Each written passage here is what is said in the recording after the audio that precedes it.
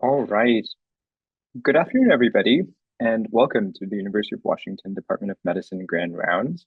My name is Shiv Bhandari, and I'm one of the inpatient chief residents here at UW Montlake. I am particularly excited today. We will begin with two very special announcements, followed by today's Grand Rounds presentation, led by none other than my co-chief resident and friend, Dr. Celia Haering. But first, for our first announcement, I would like to introduce Dr. Maria Casera, inpatient chief medical resident at the VA Puget Sound, to announce the 2024 Beeson Award. Maria, take it away. Thank you all. But for those of you that don't know me, my name is Maria Casera. I'm one of the VA inpatient chiefs for the 2023-2024 academic year. And we are very excited to be able to present the Paul B. Beeson Award today at the University of Washington Grand Rounds. So as a little bit of background, Dr. Paul Beeson was a distinguished physician at the Seattle VA Medical Center from 1974 to 1979, and he was celebrated for his teaching skills. The Beeson Award is presented annually by the internal medicine residents to recognize outstanding clinical teaching by a faculty member who exemplifies the scholarliness, humility, compassion, and integrity of Dr. Paul Beeson. And with that, I would like to turn it over to Dr. Amanda Shepard, who was our winner of the Paul B. Beeson Award last year, to say a few words and then to help us announce our winner for the 2024 year. Thanks so much, Maria. Gosh, so excited to be here and so excited to be able to pass the torch of this wonderful, great award. I know so many of us come every day to work to support and to teach our residents, knowing how much impact you all have as you hold the future of medicine really in your hands. And so I am so excited today to be able to announce the winner for the 2024 Paul B. Beeson Award is Dr. Margaret Isaac. Dr. Isaac earned her medical degree at the University of Washington. She went on to complete her residency training in internal medicine and fellowship in hospice and palliative care at UCSF. We're so lucky she returned to us and is currently an associate professor and medical director for the adult medicine clinic at Harborview Medical Center. Please join me in congratulating Dr. Isaac.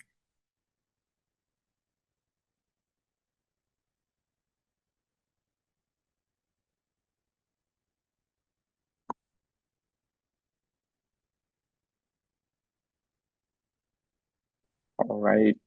A big, big, big congratulations, Dr. Margaret Isaac, for this very well-deserved honor. And now, before today's presentation, Celia and I would like to take a moment to make a special acknowledgement on behalf of UW Montlake Chiefs over the last 30 years. We would like to acknowledge Dr. David Ralph, an associate professor of medicine emeritus in the Division of Pulmonary, Critical Care, and Sleep Medicine at the University of Washington. He attended Stanford University for medical school and completed a residency in internal medicine and fellowship in pulmonary medicine at the University of Washington. He's had an illustrious career specializing in pulmonary hypertension and has been integral to the development of the pulmonary vascular disease clinic here.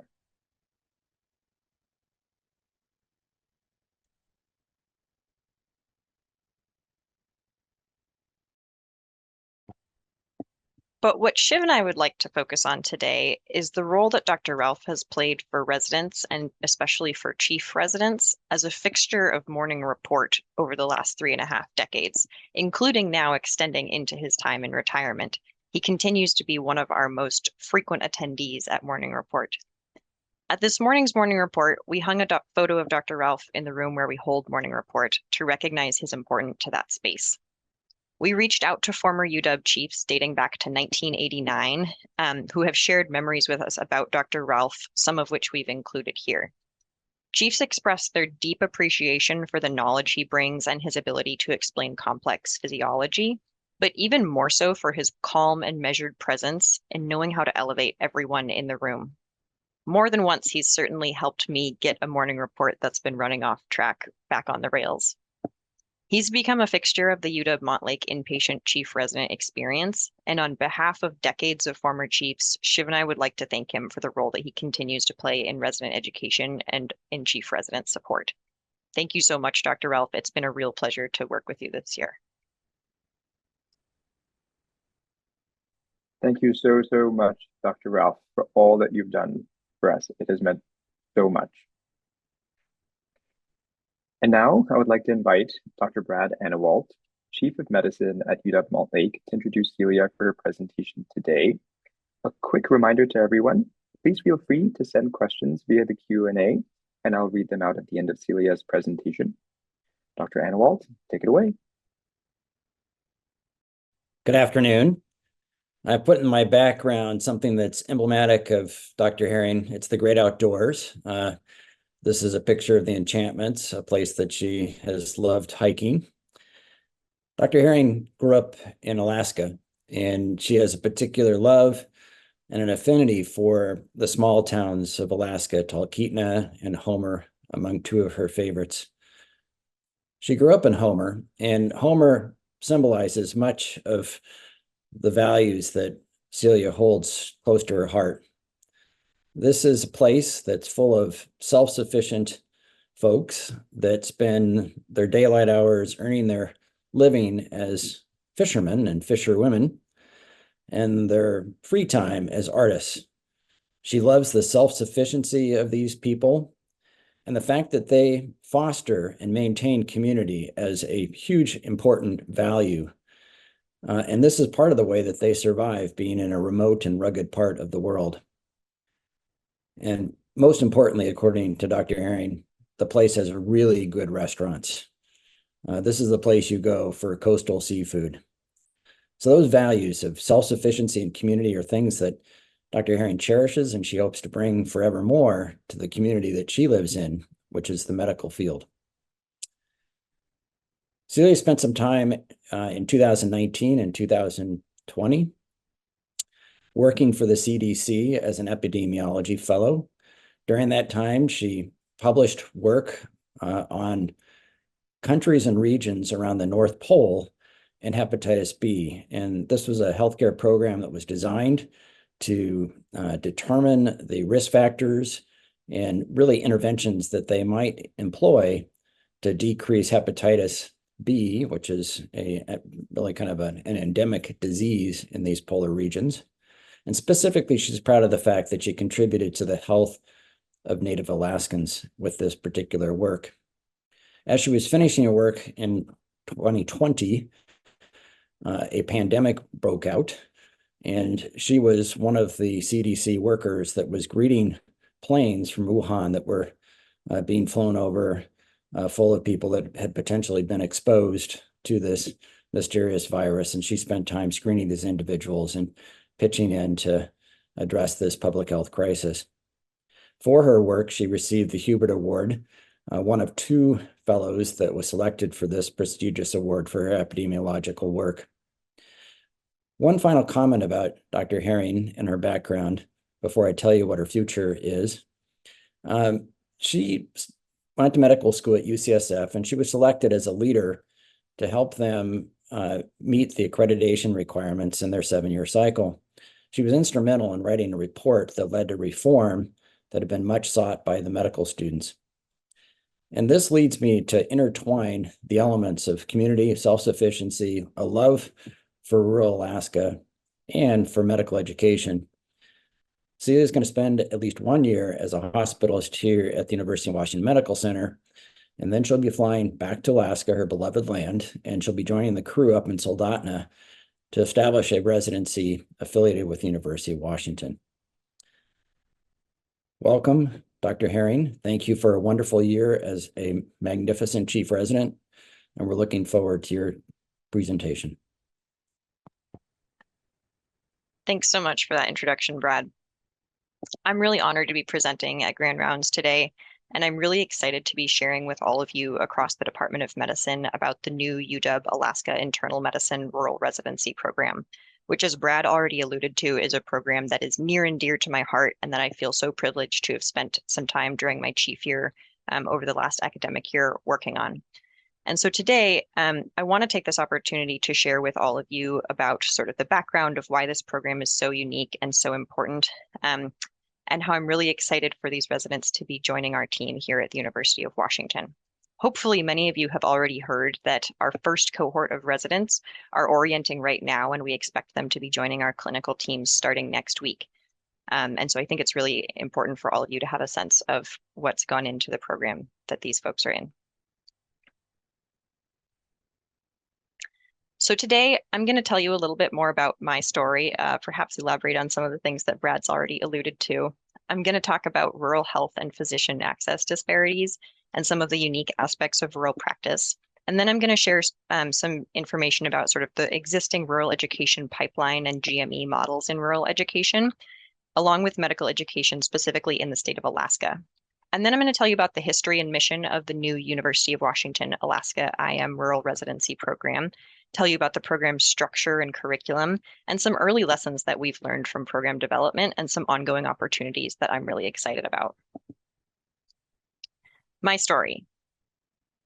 As Brad already mentioned, I was born and grew up in Alaska. This is me at maybe 3 or 4 years old in a snowbank in my parents' front yard with my 2 older brothers.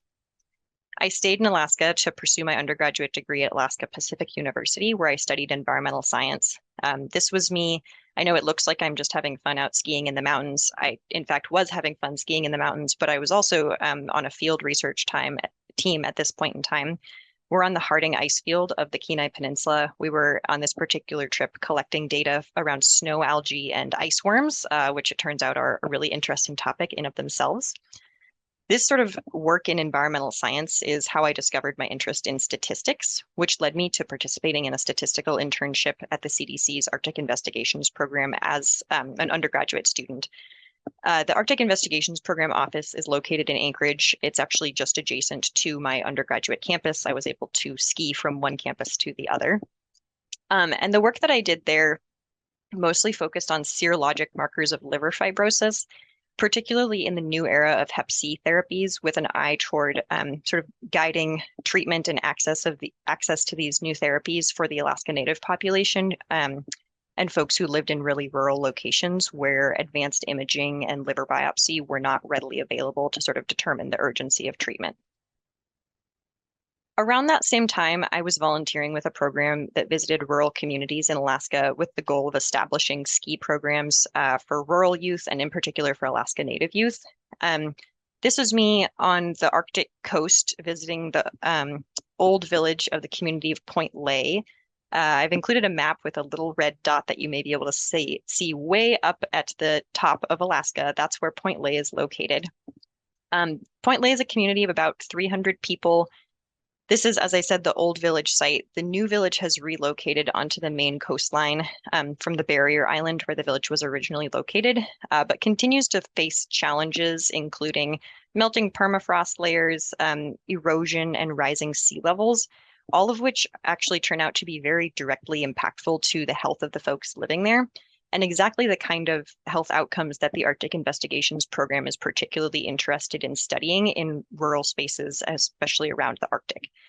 And so I was simultaneously visiting communities like Point Lay and seeing what life was like in these remote locations, while also studying these topics and learning about these topics from my colleagues at the Arctic Investigations Program and learning like what the actual implications of ruralness are for a person's health.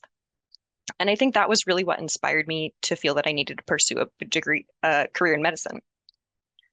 So here's me, literally with my bags packed at the Anchorage airport off to medical school. I went down to San Francisco to attend medical school at UCSF, which was quite a transition. I had actually been working as a charter boat deckhand on a halibut and salmon fishing charter boat in Homer, Alaska, the week before I left for medical school. And the transition from that setting to the academic medical setting of UCSF, which was something that I had never seen before, anything on that scale, was a pretty abrupt one. And I think that's part of what helped sort of inspire me to get involved in some of the medical education projects and student experience projects that I worked on during medical school that Brad referenced, and particularly thinking about how can we ensure that the curriculum continues to integrate factors that help students decide to go into medicine in the first place. So as a fourth-year medical student, I took some time that was allotted for research to participate in the CDC's epidemiology elective program, during which I returned to the Arctic Investigations Program office in Anchorage and was again working on a project about viral hepatitis, this time Hep B, which Brad mentioned. And I was sort of communicating with epidemiologists and virologists from around the international north when all of a sudden in the winter of 2020, Hep B was no longer their main priority.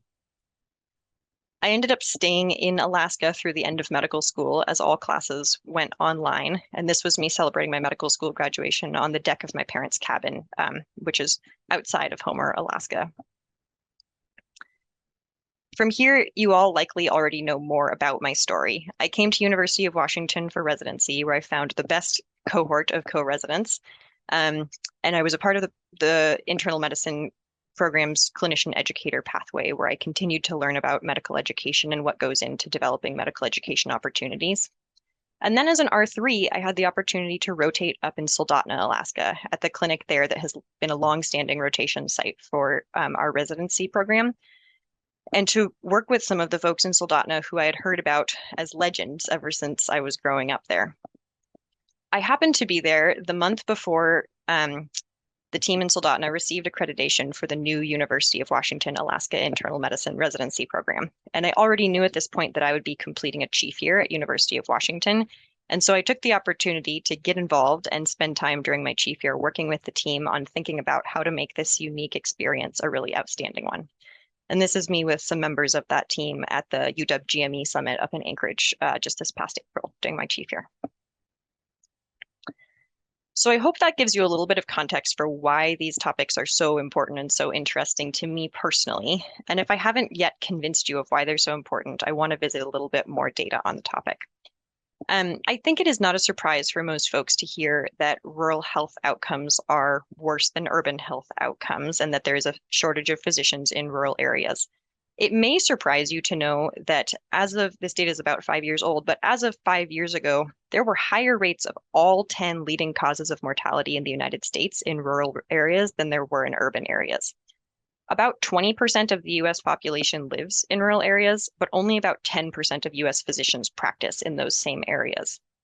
And while we know that the factors that go into determining health outcomes are much more complex than simply the number of doctors who are present, I do think it's undeniably problematic that there's such a burden of disease in these areas with such a shortage of providers. And I want to particularly highlight the fact that while about 20% of the US population lives in these areas, about 80% of the US Alaska Native and American Indian population lives in these areas, which means that problems of rural health are going to disproportionately affect these populations. And again, as of about 5 years ago, these populations actually had an estimated 5.5 years shorter life expectancy than the rest of the US population, which I think demonstrates the real disparity here. This is a map that, to be honest, Alaskans love to include every opportunity we get because it demonstrates the size of Alaska as compared to the size of the lower 48, stretching from west coast to east. This map in particular represents the referral system of the Alaska Native healthcare system and sort of representing some of those villages like Point Lay that I mentioned earlier. Those are the communities where sort of the spokes originate from in this model. And oftentimes those communities don't have a hospital and don't have a full-time provider available on site. Those are communities that may have only a village clinic that's staffed by a community health aide, which is actually a program that was developed in the Alaska Native healthcare system in order to help address some of these provider shortage problems. Hospitals tend to be located in what we call the hub communities where those spokes come together, but still the availability of services in most of those hub communities is fairly limited. And in order to receive specialty services or a higher level of care, folks oftentimes will have to travel to Anchorage. And as you all well know, there are many services that are simply not available in the state of Alaska that may require folks to travel out of the state to the lower 48, oftentimes here at University of Washington. And again, while this map was specifically in reference to the Alaska Native healthcare system, I think that it does a great job of representing sort of how the factors of geography and distance play into the healthcare system of Alaska and some of the challenges in providing excellent care in rural places. I want to touch on some more of those factors about what makes it challenging to provide excellent care in rural places. In particular, there is a shortage of primary care physicians in these rural spaces. There is also a shortage of specialty physicians in these rural spaces, and access to those specialty physicians can be quite limited. Many small rural hospitals and small provider groups in rural spaces are closing because of funding challenges and staffing shortages. And when I say staffing here, I don't mean specifically providers. I mean that the healthcare shortages extend far beyond providers to include many of our interprofessional colleagues. Along those lines, the composition of the interprofessional teams that work in rural spaces sometimes looks different than what it does in urban spaces. I already mentioned the community health aid program, which has been fairly unique to Alaska until relatively recently. In small communities that may not have very many providers, it can also be difficult to achieve work-life balance. If there's only one doctor in town, it can be hard for that one doctor to take time truly away and leave their patients without someone taking care of them. And then I just want to mention that there are also particular ethical considerations of providing care in small communities. And many of these relate to privacy, as well as sort of the dual role of a physician and a community member when living and working in these scenarios. So where do rural providers come from? Well, I think it's intuitive that people who are from rural communities are much more likely to return and practice in rural communities than folks who are not from rural communities. However, I would also note that there is actually an underrepresentation of folks from rural communities applying to medical school in the first place. And once folks are in medical school or in sort of the medical education pipeline, that pipeline tends to be urban-centric, meaning that most of our medical schools in this country have historically been located in relatively urban settings, and only about 1% of graduate medical education programs or residency programs are rural. These programs are almost exclusively in family medicine. About 54% of physicians practice in the same state where they graduated from residency as of the most recent AAMC data that I found. So we know that where you train matters. And from the data that's available, which is mostly in family medicine, it does seem like there is a dose-dependent relationship between the time spent in rural settings during training and your likelihood of subsequently practicing in a rural setting. So where do Alaskan physicians in particular train? Well, you're all familiar with WWAMI and the fact that University of Washington is the medical school for the state of Alaska. It turns out that this is incredibly successful. About 12.5% of doctors, that's 1 in 8 doctors who are practicing in the state of Alaska, graduated from the University of Washington School of Medicine. 27% of family medicine providers practicing in the state of Alaska graduated from a single family medicine residency program. That's the Alaska Family Medicine Residency Program, which is located in Anchorage and is the only residency program that is wholly contained within the state of Alaska. Well, I don't have numbers up here regarding the University of Washington Alaska PEDS program. This is another program that's been extremely successful at recruiting physicians to the state. I think the last numbers that I saw were somewhere in the 65% area of folks who have graduated from that program subsequently practicing in Alaska. And I also think it's interesting to note that Alaska has the second highest rate of GME graduate retention in the nation at 69%. Now, again, there's really only one residency program that is wholly contained within the state of Alaska, but I think that what this all collectively indicates is that training opportunities for physicians in the state of Alaska are really good for the workforce of physicians in Alaska.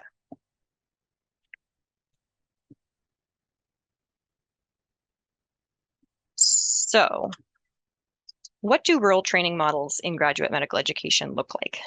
I think the one that's sort of most prevalent and that many of you may have even experienced yourselves would be a clinical rotational opportunity. This is generally a 2 or 4 or 8 week opportunity to practice in a rural area as a resident physician, particularly within one sort of specialty or generalist context.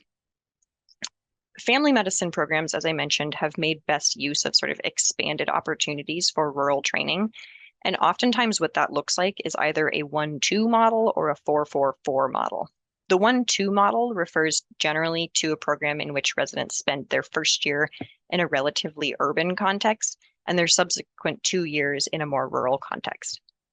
A 4-4-4 model is something more like the University of Washington, Alaska pediatrics track, where residents might spend 4 months of each year rotating in a rural location and the remainder of their time in an urban context. And I do think it's also worth mentioning that there are rurally located programs which are fully located within rural areas. In internal medicine, there are a handful of these programs. They are almost exclusively located in the Southeast United States, in towns where there is a relatively robust medical system that's caring for a larger catchment area surrounding it. And so this was what folks were thinking about and had in mind as they were wondering, how can we create an internal medicine residency program for Alaska? And now I want to introduce you, if you haven't already met them, to Central Peninsula Internal Medicine and the team practicing there. Some of you may recognize Dr. John Bramante, who was a UW chief resident some number of years ago before he moved up to Soldotna and began practicing at the clinic there. He's been part of establishing a long-standing tradition of rotations, both of WWAMI students and of UW internal medicine residents to Central Peninsula Internal Medicine in Soldotna, which has been an experience that residents have loved and that has been long sought after in our program. Dr. Kristen Mitchell joined Dr. Bramante in Soldotna and has become a real sort of champion of advocacy in the state of Alaska for health advocacy work. She's the governor of the Alaska chapter of the American College of Physicians this year and has also been quite involved with the Alaska State Medical Association. Dr. Gail Pokorny joined the clinic in Soldotna, Alaska, and has subsequently championed the program that I am talking about today. She'll be the program director for the new residency program. And Dr. Megan Rosenrunge is another face that you all may recognize, as she was also a UW chief in my same shoes just a few years ago. She's now also practicing in Soldotna and is, in addition to practicing sort of general internal medicine, she reads echoes and spends time performing endoscopy there. I've included some maps to give you a sense of where Soldotna is located on the Kenai Peninsula in south central Alaska. While Soldotna itself has a population of only about 5,000 people, the surrounding area that the clinic takes part in caring for has a population closer to 30,000. And I've also included in the middle here a bingo board, which was drawn by Dr. Catherine Fair, a graduate of the UW IM program a few years ago, who rotated in Soldotna. And she's quite an artist, and she created this to sort of represent her experience there. There are a number of things on this board that are particular to the experience of living in Alaska, such as seeing a bear or seeing the northern lights or walking on a glacier. But there are also things on this board that represent the unique features of the practice there, in particular, reading an echo, driving the endoscope, or performing a cardioversion. Things that we don't typically experience in our urban continuity clinics in Seattle, but that are part of the everyday practice of the internist practicing in Soldotna. So with this practice in mind, this year we have sort of been thinking about the idea of the complexivist, which is a term that was actually coined for us by Dr. Roger Bush, who's been involved with some GME program development around the Pacific Northwest. And in thinking about the complexivist, this is somebody we imagine as having robust clinical skill sets to support having an expanded scope of practice that might be necessary in these settings with less subspecialty support. Someone who has a role in primary care and also in complex disease management that might look more like a consultative model in order to help other primary care providers in the area. And someone who's able to navigate occupying that space of being a physician and also being a community member and what that looks like. And here's Dr. Megan Rosenrunge, who I just introduced you to, the former UW chief of a few years ago. I think that this is a photo of a day that really exemplifies Dr. Rosenrunge being a complexivist. This was a day in December of 2022 when overnight Soldotna had received several feet of snow, more than the snowplows were able to keep up with. Many people were snowed into their homes. Many local businesses were closed, including the clinic. Dr. Rosenrunge had endoscopy on her schedule that day. and she knew that several of her patients would have already completed their colonoscopy preps. Rather than asking them to reschedule and redo their preps later on, Dr. Rosenrunge skied from her home to the main highway, which had been plowed, where she could be picked up by another member of the team and transported to the hospital rather, where she could perform the colonoscopies for those patients who were able to make it in that day.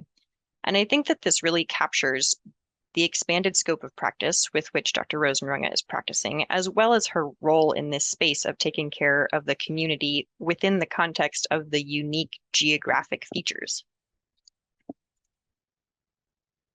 So, the mission of the University of Washington Alaska Internal Medicine Rural Residency Program will be to provide outstanding general internal medicine training, including an intensive Alaska-based rural primary care experience, with the goal of recruiting exceptional internists to practice in high-need Alaskan communities. Again, the idea of this complexivist. And at the bottom, I've included a bit of a timeline of the program development that starts back in 2015 at an Alaska Internal Medicine Residency Summit when Central Peninsula Internal Medicine and University of Washington sort of first got in cahoots around this idea. I'll say the idea of an internal medicine residency program for Alaska had been floating around, I think, since well before 2015. There was a lot of work over the subsequent years that went into selecting a model for the program, establishing a funding source for the program, which was possible with a grant that was awarded, going through the accreditation process. And then, as I said, accreditation was received in January of 2023 as the first rural training program in the nation. And I'll speak in a minute about exactly what that means. Sorry, the first internal medicine rural training program in the nation. We held the first interview day last fall. We had our first match day this spring, and our first cohort of interns just arrived in Seattle to start their training last week. So, a rural training program in internal medicine. As I said, this is the first rural training program in internal medicine in the nation. And what that means, the rural training program part, is that this is a separate program that residents specifically match into, in which residents will gain both urban and rural experience with greater than 50% of their training time spent in a rural area. And what this will look like for our residents will be that they spend the entirety of their intern year based here in Seattle. And then for R2 and R3 years, they'll relocate to Alaska. And they'll be based in Soldotna, where they will spend the majority of their time. But they will also have core experiences as well as elective experiences that will give them the chance to rotate in other areas of Alaska, both in Anchorage in an urban context and in much more rural settings than even what Soldotna is like. And there will be 2 residents per cohort. We had 2 starting this year at full capacity. The program will have 6 residents in it, 4 of whom will be in Alaska at any given time. Intern year in Seattle will look like a lot like that of any other primary care internal medicine resident here. We intend to draw from the overarching curriculum of the primary care program here, where intern year will be focused on the physician and patient relationship. Our interns will participate in typical inpatient rotations, including general medicine wards at each of the hospitals, a rotation in the medical ICU, in cardiology, as well as subspecialty consult rotations, which will be considered core rotations for our residents in renal, pulmonary, and hem-onc. These will all take place at the VA so that we can ensure that our residents have had experience in these core subspecialties of internal medicine before they transition up to Alaska. Our interns will also be based at the VA for their primary care clinic, where, as mentioned, they will be a part of the primary care cohort here during their intern year and participate in immersion blocks with the remainder of that cohort, as well as have their continuity clinic experience there at the VA. For R2 and R3 years, when our residents are located in Alaska, things will look fairly different. They will have a longitudinal integrated curriculum, which means that instead of a traditional model where residents experience rotations that last 2 weeks or 4 weeks at a time, our residents will have various continuity clinic, didactic, research, IM subspecialty, and other rotations that run concurrently. They might spend half a day or 1 day per week in all of these various settings running over the course of 1 or 2 years. They will have a few rotations that will be discrete 2 or 4 week blocks, particularly ones that will require that they travel to a different setting than Soldotna itself to include the medical ICU, palliative care, and we also hope that they will consider elective rotations in those rural contexts so that they can see what rural Alaska really looks like. And here I've included some of the topics that we think will be relatively unique to the Alaska curriculum that we think we can integrate into these R2 and R3 years to help our residents develop their sense of physician practice and their sense of physician and the population. And those are things like understanding some more about the history of the people and the state of Alaska, understanding the local health resources, rural ethical considerations in public health in rural spaces, what interprofessional teams look like in different systems of practice, how they themselves can continue to be a part of a legacy of education in the state of Alaska and develop some educational skills, and also some skills in health advocacy, which, as I mentioned, there's a champion of, Dr. Kristen Mitchell, located right in Soldotna at Central Peninsula Internal Medicine. This is a sample 4-week schedule of what that might actually look like for the residents when they're rotating in Alaska. Again, spending a full day or a half day in various contexts during the week, and then periodically having a week-long inpatient immersion block where they will spend time rotating inpatient at the local hospital. So, last fall, we set out to recruit our first cohort of residents, and we had no idea what to expect in terms of our first recruitment season. We had a website created with all sorts of nice Alaska photos. We held virtual open houses and emailed people across the country at various medical schools who we could identify as faculty people potentially involved in rural medical education or with an interest in rural medical education to help get the word out. We created a social media account, and we had a recruitment video created, which is viewable on YouTube or through our social media, which is quite cool, and it sort of features each of the folks from the clinic in Soldotna in their context there. And we ended up receiving more than 400 applications for the program. So we dug into those files, and we particularly were looking for folks who had demonstrated a commitment to rural practice, to primary care, and to the state of Alaska. We held 8 virtual interview days, and some of our big takeaways from this season are that a lot of medical students, even those interested in rural practice, have had pretty limited exposure to what rural practice looks like. A lot of medical students have had very limited exposure to primary care, and in particular to internal medicine primary care. Many of our applicants had never experienced primary care in an internal medicine clinic and didn't know what that actually consisted of. And there was a lot of enthusiasm in general for this rural training program model, with the 1 sort of urban year followed by 2 rural years. We're really excited that we had a fantastic match this year, and we are being joined right now by Judith Fan from Tulane University and Rue Oliver from right here at University of Washington as our first cohort for the program. And they started orientation last week, and we expect they'll be joining their clinics next week.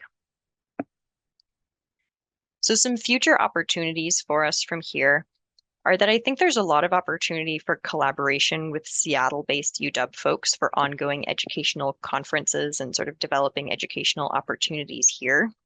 I think there's incredible opportunity for engagement, community engagement across Soldotna and Alaska, and really building a sense of place for these residents when they come to Alaska. And along with that, creating rotations and partnerships across the state. We think that one real advantage of our program is that, particularly with the small complement size of only 2 residents per year, we'll be able to tailor a lot about the curriculum to their needs and interests, and sort of have them on a track that they are especially interested in.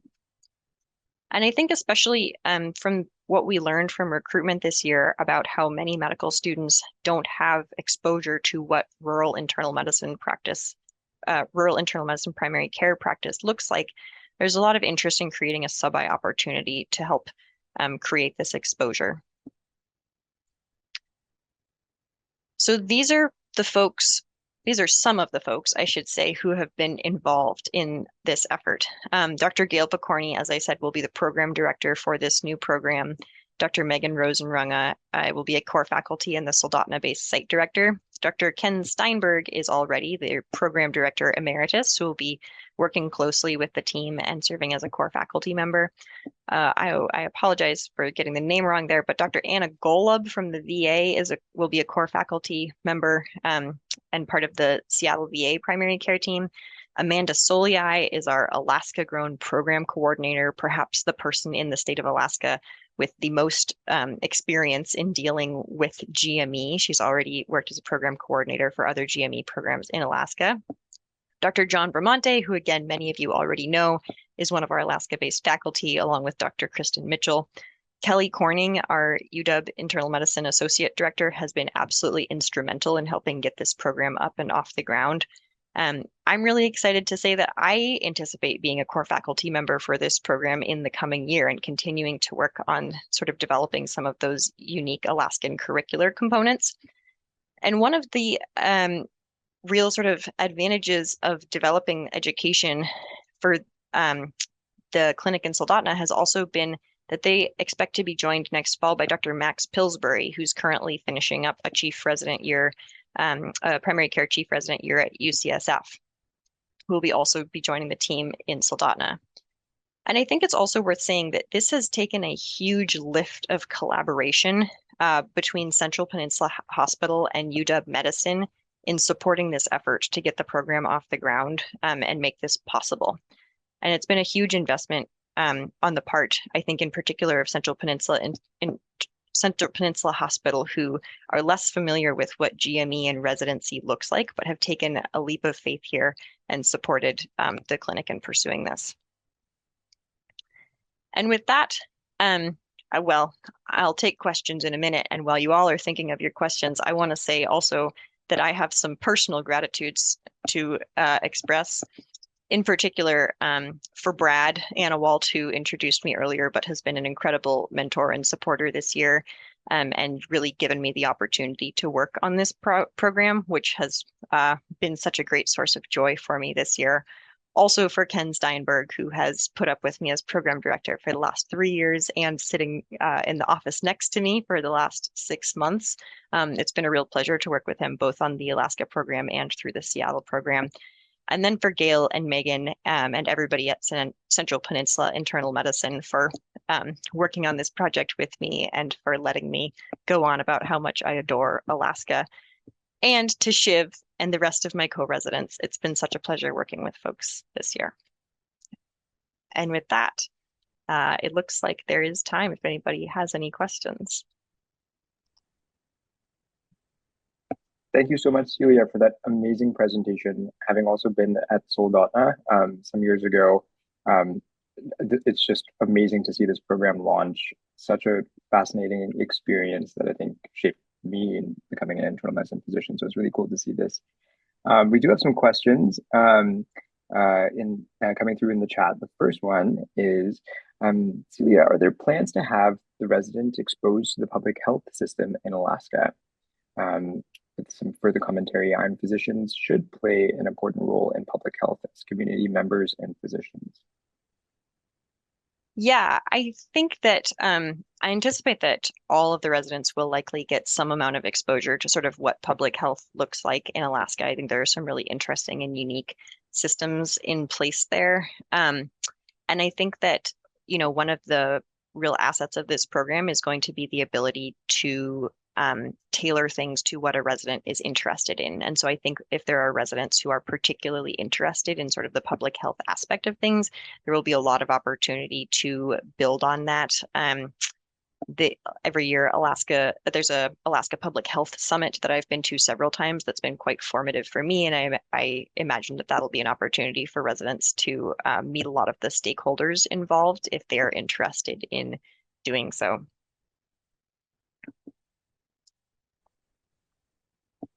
And as a follow-up question, Are there plans for residents to have opportunities to do rotations at the Alaska Native Medical Center?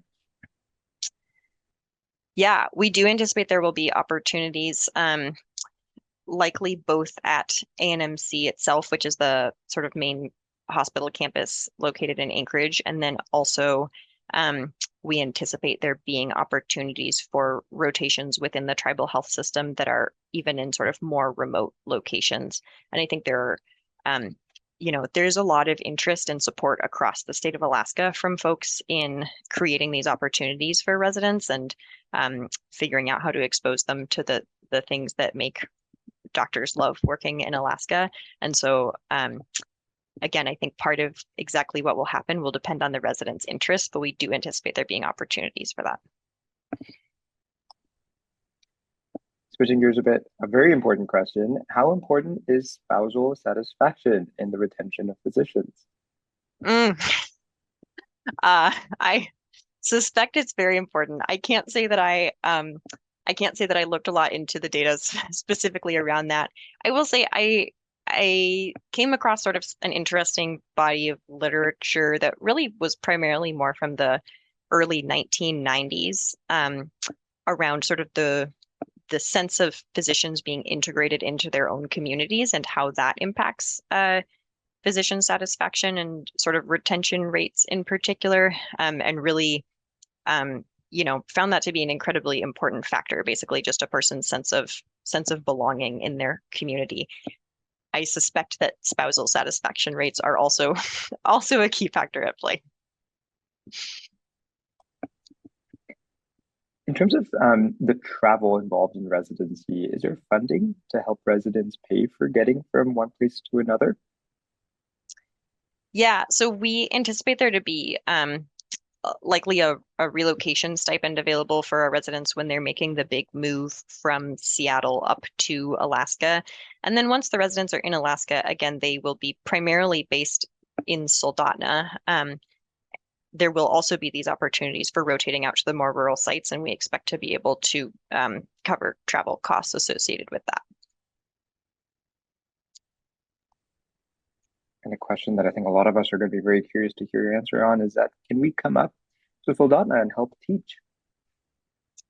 I think Alaska is a wonderful place. I would love to see any of you all up there, and I think that our residents are going to benefit so much from being a part of UW and having all of you in their corner of helping them build these robust clinical skill sets. I would love to see some folks come up to Alaska and help out with some teaching. I anticipate we'll also have opportunities for remote teaching for those who may not be able to make the trip. So if interested, let's be in touch.